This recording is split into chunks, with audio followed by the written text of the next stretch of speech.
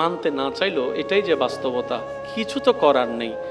ওখান থেকেই আপনাকে কাফনটা পরে, গোসলটা দিয়ে কাফনটা পরে দুশমনরা কিন্তু কাঁধে নিবে না, আপনার আপনজনেরাই কিন্তু আপনাকে কাঁধে করে করে নিয়ে যাবে খাটিয়াতে করে।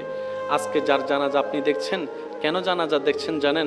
আপনাকে ভাবতে হবে ওই জানাজার মানুষ একদিন আমারও হবে, ওই খাটটাতে একদিন আমিও শুব, ওই খাটটাতে একদিন আমিও শুব। আমাকে এরকম করে নিতর দেহ নিয়ে চলে যেতে হবে কবরে। যখন একজন মানুষ, বৎকার মানুষকে কবরের দিকে নিয়ে যাওয়া হয়, তার রূহ বারবার চিৎকার করে সবাইকে ডাকতে থাকে, ভাই আমারে কবরে দিস না, আমাকে অন্ধকারে দিস না, আমি একা থাকতে পারবো না, একা সেই যাত্রায়, লম্বা যাত্রায় আমি যেতে পারবো না। সে চিল্লাতে থাকে, শোনার মতো কান আপনার আমার হয় না। আপনার আপনজনেরাই আপনাকে কোমরের মধ্যে গামছা বেঁধে, দুইজন নিচে থাকবে, হাতটা দিবে, দুইজনে কোমরের মধ্যে ধরবে, দুইজনে পা মাথা ধরে আস্তে আস্তে নামানো হবে।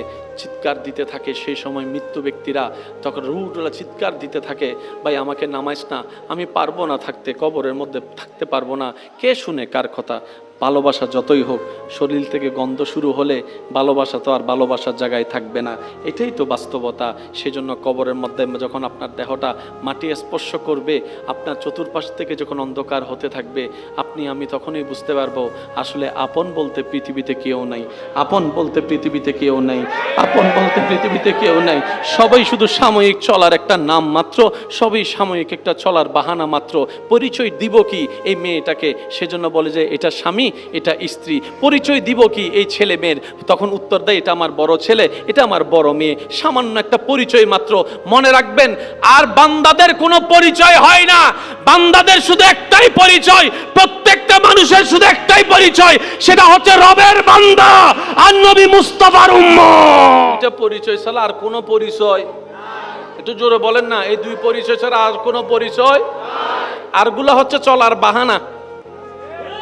যেমন আমি এখানে আসলাম, উনি আমার ভাই, আমি ওনার ভাই, 10 জনের আমাকে পরিচয় করা দিবে কি? উনি কি বলবে? এটা আমার, বলেন না এটা আমার। যদি এই পরিচয়টা করায় না, ওদের 10 জনে জিজ্ঞেস করবো এটা কে, এটা কে, উনি উত্তর দিতে পারবে না। ওই সামান্য মানুষের মুখ বন্ধ করার জন্য যে পরিচয়টা দেওয়া হয়, এটা হচ্ছে সাময়িক পরিচয়, স্থায়ী পরিচয় নয়। প্রত্যেকটা মানুষের শুধু দুইটা পরিচয় স্থায়ী, একটা হচ্ছে বান্দা আর একটা হচ্ছে উম্মত। আমার কবর আমাকে আলোকিত করতে হবে, আপনারটা নিয়ে আপনি ভাবেন। যার যার লাকিস তার তার। আল্লাহ কোরআনে একই কথা বলেছেন, অন্যের চরকায় তেল না দিয়ে নিজের চরকায় তেল দাও। কু আনফুসাকুম, বান্দা নিজের নিয়ে বাপ, অন্যর নিয়ে বাবার দরকার নাই। অন্যকে নিয়ে ভাবতে গেলে উপকার করার চেষ্টা কর, অন্যকে নিয়ে কিছু করতে গেলে ক্ষুধার্তকে খাবার দেওয়ার চেষ্টা